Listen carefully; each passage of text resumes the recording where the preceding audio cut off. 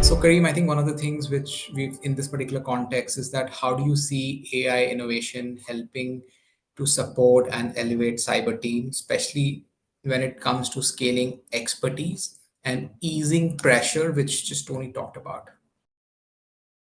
Yeah, I think Tony's made a very good point here. And I think to be successful and to be able to not only use AI properly, but sort of cope with the range of issues that companies are facing, you really need to have a holistic approach to your cybersecurity strategy.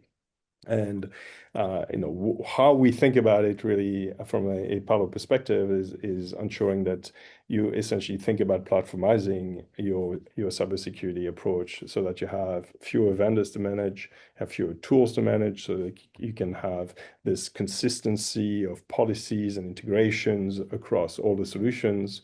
Obviously, you gain financial benefits with it because you have better ROI in terms of adopting additional modules based on the same systems. And importantly, you're building a data lake that enables more intelligent usage of AI to analyze the threats and react to these threats. So you're essentially starting to provide the ability to all of your security teams to essentially focus on the proactive side of security, because the AI platform is enabling the creation of playbooks and the automation that stitches all of the alerts together into fewer incidents, that leverages the AI information to automate the responses so that you have a full knowledge and control of what's happening in the ecosystem, but you can focus on the proactive side of managing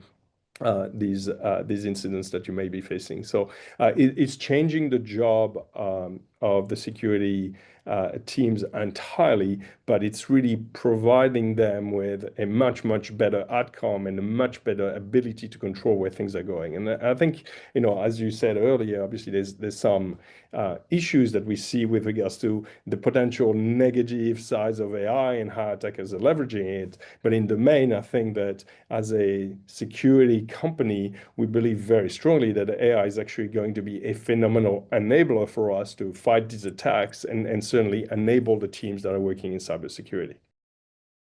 Thanks, Kareem. I think what you clearly talk about is that how roles are shifting from an AI perspective in this world out there. I think one of the new roles which we see emerging out is of AI cyber risk translator. We're seeing more of fusion teams where AI engineers work alongside the analyst. We're also seeing more and more of hybrid SOCs where human and AI collaboration is the norm out there, which is getting pitched to clients or are getting adopted by client.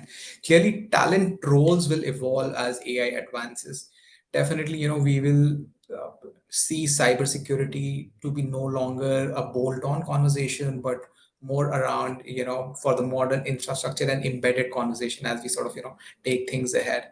Last but not the least, before I wrap this up, one piece of advice which you want to, give in 10 seconds to a security leader, what would that be? So let me start with Tony first, and then I'll come to you, Kareem.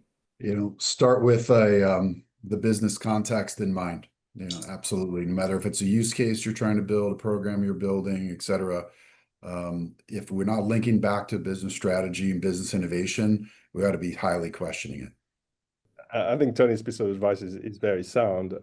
The most important thing is really to think about the business and how you embedding security to drive the right business outcomes. And I know I would add to Tony saying, think about it over the long term and build towards it. You're not going to be able to transform your business in one day and adopt something, in a matter of weeks that will solve all of your problems. It's really a question of, the business use cases and the long-term planning that enables you to get to the best outcome there.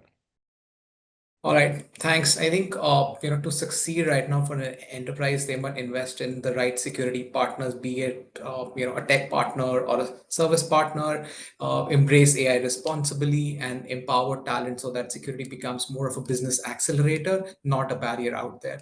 last but not the least, thanks for your perspectives, both Tony, Kareem. Loved this conversation today. Thanks for your insight. Thank you, Tony, Kareem, and Abhijit for sharing these valuable insights on building a resilient cyber future for security executives.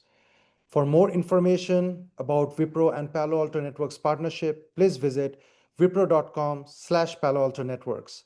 Thank you all for your time and engagement today. My pleasure. Good to see you.